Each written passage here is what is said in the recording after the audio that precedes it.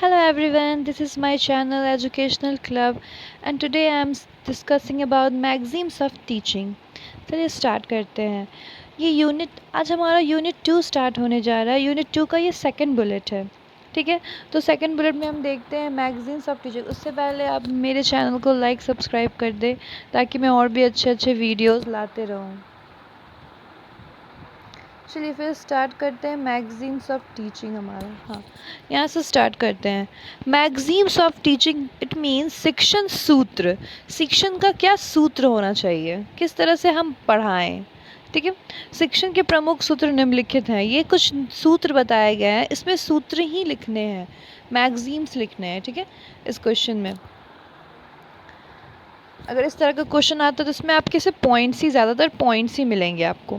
ज्ञात से अज्ञात की ओर, from known to unknown. It means अगर आप बच्चों को पढ़ाने जा रहे हैं सबसे पहले उसे किससे लिंक करेंगे, उसे नोन चीज़ें बताएंगे जिसके बारे में वो जानता है।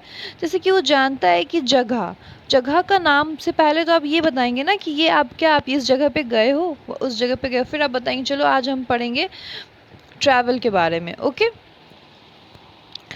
सो इसी तरह से हमारा ये है नोन टू अननोन। सबसे पहले हम उसे इजी चीज़ें बताएंगे जो वो जानते हैं, ऐसी चीज़ें बताएंगे, फिर अननोन चीज़ें बताएंगे जो वो नहीं जानते हैं, ओके। बालक के पूर्व ज्ञान पर नए ज्ञान को आधारित कीजिए। जैसे जो वो पहले से जान रहे हैं ना, उसके ऊपर नया ज्ञान आधारित करना। यह एक मनोवैज्ञानिक तथ्य है कि बालक अपने पूर्व ज्ञान का सहारा लेकर नए ज्ञान को प्राप्त करता है। अतः शिक्षक के लिए आवश्यक है कि किसी विषय को पढ़ाने से पहले वो इस बात का पता लगा ले कि बालक को उस विषय का कितना पूर्व ज्ञान है। शिक्षक को इस पूर्व ज्ञान पर ही नए ज्ञान को आधारित करना चाहिए। उदाहरणार्थ, यदि बालक ताजमहल के बारे में जानता है तो इस ज्ञान के आधार पर शाहजहां के बारे में बताया जा सकता है। इसी प्रकार सूती उद्योग पर भूगोल का पाठ उन वस्त्रों से प्रारंभ होना चाहिए जिसको बालक पहनते हैं। शिक्षण में इस सूत्र का महत्व बताते हुए स्पेंसर ने लिखा है, मस्तिष्क को जानी हुई बात पसंद होती है और इस पसंद का उन सब बातों पर जिनका उनसे संबंध स्थापित किया जा सकता है स्वयं ही विस्तार हो जाता है। इसको कुछ इंग्लिश में भी आप डिफ़ाइन कर सकते हैं। अगर आप इंग्लिश में लिखना चाहते हैं तो इंग्लिश में डिफ़ाइन कर सकते हैं। The mind has a linking for what it knows, and this linking extends itself to all that can be connected with its object. Number second देखेंगे हम, सुगम से कठिन की ओर, फ्रॉम इजी टू डिफ़िकल्ट। सबसे पहले हम बच्चों को क्या पढ़ाएंगे, इजी चीज़ें पढ़ाएंगे, इजी से ही हम उसे डिफ़िकल्ट की ओर ले जाएंगे। जैसे कठिन पाठों को पढ़ाने से पूर्व सुगम पाठों को पढ़ाएं। शिक्षक को पाठ्य विषय का इस प्रकार विभाजन करना चाहिए कि उसे अपने पहले पाठों में ही सफलता मिल जाए। यह सभी संभव है जब कठिन पाठों को पढ़ाने से पूर्व सुगम पाठों को पढ़ाया जाए। प्रारंभ में ही कठिन पाठ को पढ़ाने से छात्रों में यह विचार उत्पन्न हो जाता है कि विषय कठिन है और धीरे धीरे उस विषय में उनकी रुचि समाप्त हो जाती है। पाठ छात्रों के लिए कठिन है या नहीं, इस बात का निर्णय शिक्षक को छात्रों की मानसिक प्रगति के आधार पर स्वयं करना चाहिए। रायबर्न का कथन है, हमारा कार्य और पाठ हमारे छात्रों के मानसिक स्तर के अनुकूल होना चाहिए। Our work and our lesson must be graded to suit the standards of our pupils. ये रहा हमारा 2 टॉपिक, 2 पॉइंट कह सकते हैं आप। अब ये थर्ड पॉइंट है, लगभग एटलीस्ट लगभग 14 पॉइंट्स हैं इसमें टोटल। सरल से जटिल की ओर, सिंपल टू कॉम्प्लेक्स। हम किसी भी चीज़ को पढ़ाते हैं तो पहले, अगर मैथ्स ही पढ़ा रहे हैं तो कैसे, सबसे पहले हम सिंपल मैथ्स, सिंपल इक्वेशन समझाते हैं, ऐड सिखाते हैं उन्हें, फिर उसे ऐड से ले जाके हम सिंप्लीफाई सिखाते हैं। तो पहले सिंपल चीज़ें पढ़ाएंगे, फिर कॉम्प्लेक्स जटिल की ओर लेके जाएंगे। तो बालक को जटिल बातें बताने से पूर्व सरल बातें बताइए। जैसे पहले बालक को सरल बातें बतानी चाहिए, उसके बाद ही उसे जटिल बातें बतानी चाहिए। अतः पाठ्य विषय को इस प्रकार विभाजित करना चाहिए कि पहले सरल बातें आए और उसके बाद क्रम से जटिल बातें। उदाहरण में देख लीजिए, एग्जाम्पल है, अर्थशास्त्र के शिक्षण में पहले मानव के आर्थिक विकास से संबंधित सरल कहानियाँ सुनानी चाहिए, उनके बाद दूसरी जटिल बातों को बताना चाहिए।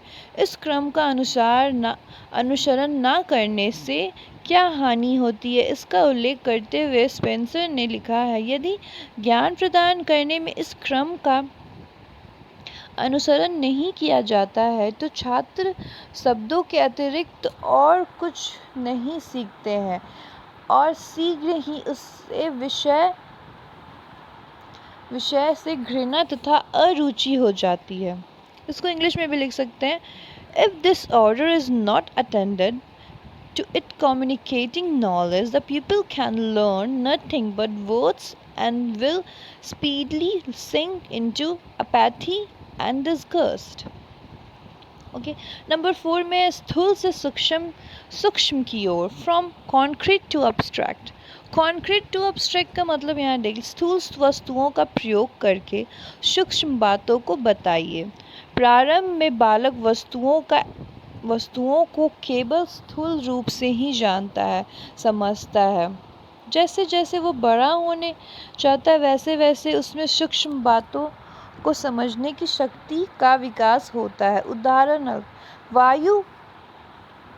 उदाहरण के साथ देखिए, उदाहरण, अल्पवायु का बालक इस सूक्ष्म बात को नहीं समझ सकते। जैसे कि जो बालक छोटे होते हैं उनको पहले हम कॉन्क्रीट तरीके से समझाते हैं। अब्स्ट्रैक्ट यानी कि खुद ज़्यादा जटिल हो जाना, पहले हम छोटे छोटे चीज़ों को बता के समझाते हैं। जैसे इसमें दिया हुआ है कि बालक इस सूक्ष्म बातों को नहीं समझ सकता है कि 2 और 2 4 होते हैं, पर यदि उसे 2 गोलियां दे दी जाए और उनके बाद फिर 2 गोलियां दे दी जाए तो वह इस बात को सरलता से समझ जाएंगे कि 2 और 2 4 होते हैं। तो पहले उन्हें हम इजी वे में सिखाते हैं, ठीक है, उसके बाद हम उसे जटिलता से 2 + 2 4 + 2 ऐसे करके सिखाते हैं। पहले हम उन्हें कुछ चीज़ों को देख करके समझाते हैं, काउंट करने को कहते हैं कि आपके पास 4, पहले से 4 चीज़ें, 4 स्टिक्स है, फिर 4 स्टिक्स और दे दी जाए तो कितना होगा। इस तरह से कॉन्क्रीट टू अब्स्ट्रैक्ट की ओर हम लेके जाते हैं बच्चों को, ठीक है।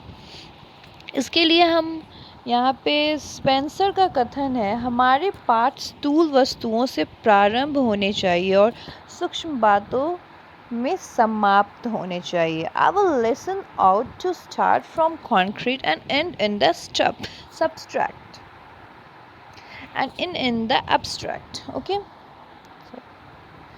नंबर 5 है, पूर्ण से अंश की ओर, from whole to apart. Okay, बालक को पूरी बात बताने के बाद ही उसके भागों को बताइए। पहले उसे पूरी बात बता दे, फिर बताए पार्टीशन करके कि कैसे इसको बांटना है, डिवाइड करना है, जो कि भी।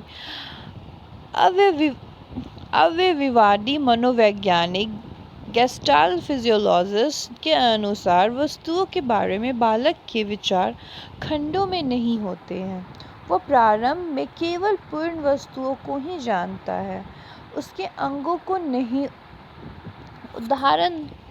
उदाहरणार्थ है, एग्जाम्पल में देखा जाए, जिस बालक ने मेज़ या कुर्सी देखी है वह उसके पूर्ण रूप के बारे में ही सोचते हैं, उसके भागों के बारे में उसका सोचना असंभव है। शिक्षक बालक के इस ज्ञान से लाभ उठाकर उसे मेज या कुर्सी के भागों के बारे में बताता है।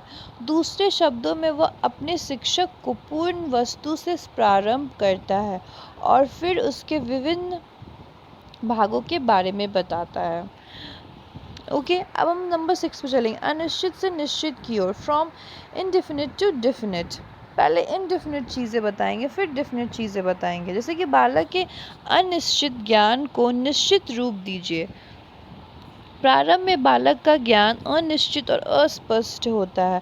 शिक्षक को बालक के इसी ज्ञान को अपने शिक्षण का प्रारंभिक बिंदु बनाना चाहिए और फिर धीरे धीरे उसको निश्चित रूप देना चाहिए।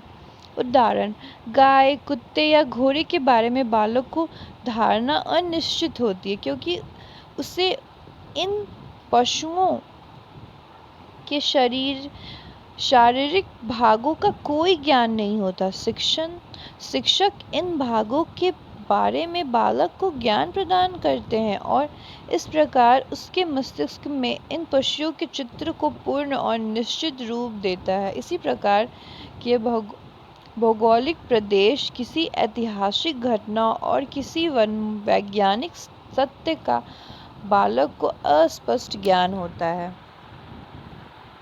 शिक्षक उनसे संबंधित विभिन्न बातों को बताकर उसके ज्ञान को निश्चित रूप प्रदान करते हैं। ठीक है, रेमॉन्ड ने ठीक ही लिखा है, बालक के अविकसित मस्तिष्क में निश्चित विचारों को भरने के प्रयास का परिणाम केवल शाब्दिक बातें बताना हो सकता है।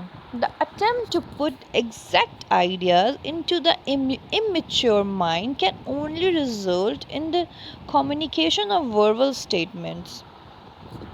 Okay? अब नंबर 7 में प्रत्यक्ष अप्रत्यक्ष की ओर, फ्रॉम सीन टू अनसीन। पहले जानी हुई चीज़ें बताई जाए, फिर अनसीन चीज़ें दिखाई जाए। बालक को बिना देखी हुई वस्तु से पहले देखी हुई वस्तु के बारे में बताइए। बालक को पहले उन वस्तुओं का ज्ञान देना चाहिए जिनको वह देख सकता है, उसके बाद ही उसे उन वस्तुओं के बारे में बताना चाहिए जिनको वह नहीं देख सकता। इसका तात्पर्य है कि पहले बालक को वर्तमान की बातें बतानी चाहिए और उसके बाद भूत और भविष्य की। ओके, चलिए अब नेक्स्ट आगे बढ़ते हैं। नंबर 8, विशिष्ट से सामान्य की ओर, पार्टिकुलर टू जनरल। पहले पार्टिकुलर चीज़ें की जानकारी दे, फिर जनरल चीज़ें की। जैसे पार्टिकुलर चीज़ों में क्या, जैसे जिसके बारे में उसको पता हो, पार्टिकुलर चीज़। विशिष्ट उदाहरण देकर सामान्य नियम निकलवाइए। जैसे रायबर्न के अनुसार इस सूत्र का वही अर्थ है जो स्थूल से सूक्ष्म की ओर सूत्र का है। अंतर केवल यह है कि इसमें आगमन विधि का प्रयोग किया जाता है। शिक्षक छात्र के सामने कुछ विशिष्ट उदाहरण रखता है और छात्र उसकी परीक्षा करके उनसे संबंधित सामान्य नियम निकालते हैं। नंबर 9 में विश्लेषण से संश्लेषण की ओर, फ्रॉम एनालिसिस टू सिंथेसिस। बालक को संपूर्ण वस्तु का ज्ञान देने के बाद उसके अंगों में सामंजस्य स्थापित कीजिए और फिर संपूर्ण वस्तु की ओर जाइए। सबसे पहले शिक्षण में विश्लेषण और संश्लेषण दोनों आवश्यक है क्योंकि तभी बालक को किसी विषय का पूर्ण और निश्चित ज्ञान हो सकता है। विश्लेषण में पहले संपूर्ण वस्तु का अध्ययन किया जाता है, फिर उसके विभिन्न भागों का उदाहरण देखते हैं। भूगोल का शिक्षक छात्र को पहले संपूर्ण पृथ्वी के बारे में, फिर जलवायु के अनुसार विभिन्न भागों के बारे में और उसके बाद प्रत्येक भाग के व्यक्तियों, पशुओं, वनस्पति आदि के बारे में बताता है। जैसे कि सबसे पहले क्या दिखाता है, पहले वो भारत का पूरा नक्शा दिखाता है, फिर उसके बाद उसके विभिन्न भाग, नदी कहाँ कैसे है, कौन सा स्टेट्स, कंट्री एंड और सारी चीज़ों के बारे में बताता है। उसी तरह से यहाँ दिया हुआ है। अब नंबर, इसका इंग्लिश में भी देख लेते हैं। Analysis enable a child to understand a think and synthesise makes his knowledge और इट डेफिनेट। नंबर 10 में मनोवैज्ञानिक से क्रमबद्धता की ओर, फ्रॉम साइकोलॉजिकल टू लॉजिकल। बालक की शिक्षा को उसकी रुचियों, रुझानों आदि के अनुसार प्रारंभ कीजिए और जैसे जैसे उसका ज्ञान बढ़ता जाए वैसे वैसे उसे क्रमबद्ध की ओर ले जाइए। बालक को शिक्षा देने की दो विधियां हैं, मनोवैज्ञानिक और क्रमबद्ध। रायबर्न के अनुसार मनोवैज्ञानिक विधि का संबंध बालक और पाठ्य विषय के प्रति उसकी प्रतिक्रियाओं तथा रुचियों में, क्रमबद्ध विधि का संबंध पाठ्य विषय और एक निश्चित क्रम में उसके आयोजन से है। अब यहाँ पे आता है, अब हमारा 10 तो ख़त्म हो गया, अब यहाँ स्टार्ट होता है 11। ठीक है, इन दोनों विधियों को उदाहरण देकर स्पष्ट किया जा सकता है। अब चलिए नेक्स्ट नंबर 11 देखते हैं। अनुभव से तर्क की ओर, फ्रॉम एम्पेरिकल टू रेशनल। अनुभव और निरीक्षण द्वारा प्राप्त किए गए बालक के ज्ञान को तर्कपूर्ण बनाइए। आरंभ में बालक देखकर और अनुभव कर कर ज्ञान प्राप्त करता है, पर उसका यह ज्ञान तर्क पर आधारित नहीं होता है।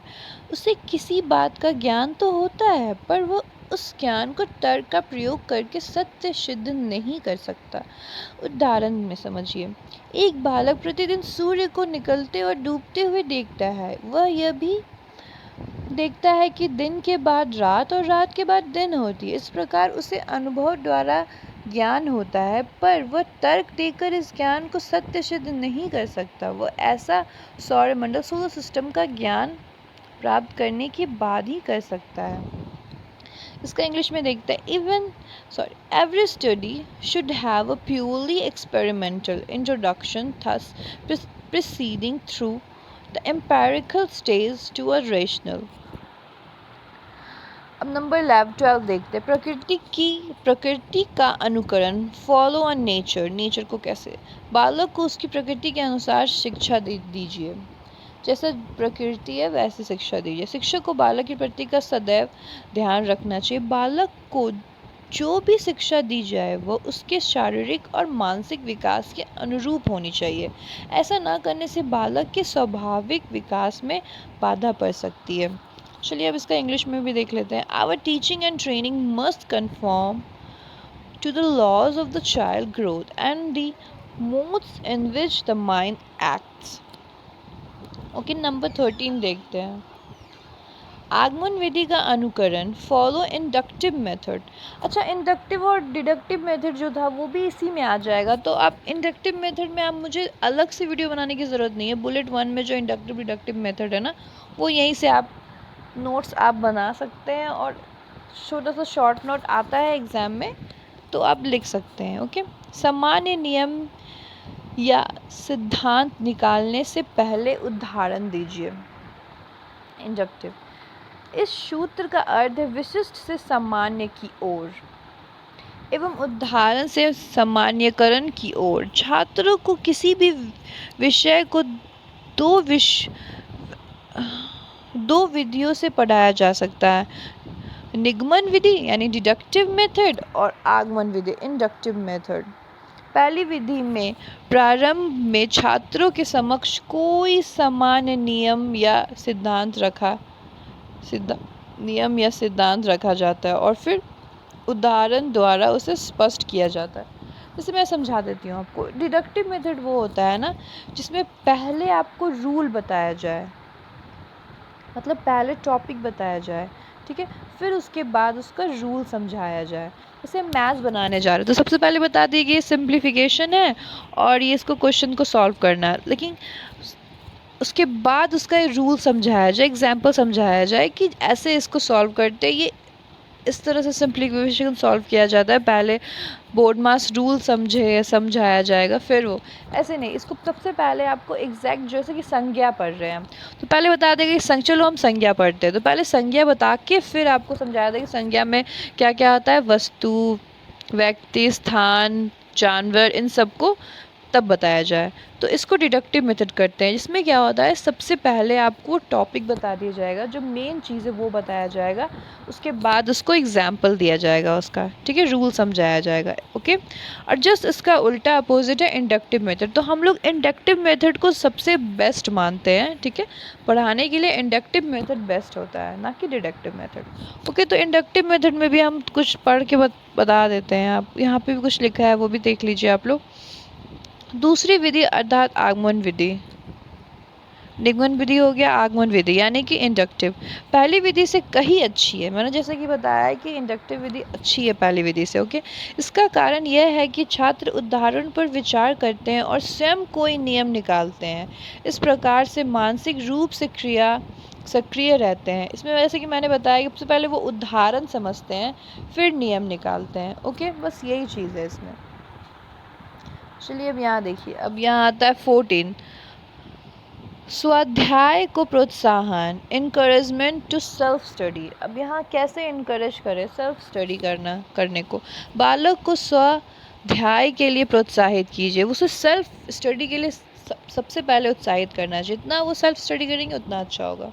तो इस बात का ध्यान रखना चाहिए टीचर को। एक सर्वोत्तम शिक्षक के स्वाध्याय पर और छात्र को अपनी स्वयं की शक्तियों द्वारा ज्ञान प्राप्त करने के लिए प्रोत्साहित करने के महत्व पर सदैव बल दिया है। वे शिक्षा देने की अपेक्षा प्रशिक्षण देने पर अधिक निर्भर रहे। उन्होंने छात्र को अपनी स्वयं की शिक्षा से सक्रिय साझीदार रखा है। रग्बी के प्रसिद्ध हैंड मास्टर डॉक्टर आर्नोल्ड ने इसी भावना से प्रेरित होकर कार्य किया है। चलिए ठीक है, स्टॉक के इस कथन में पूर्ण सत्यता है।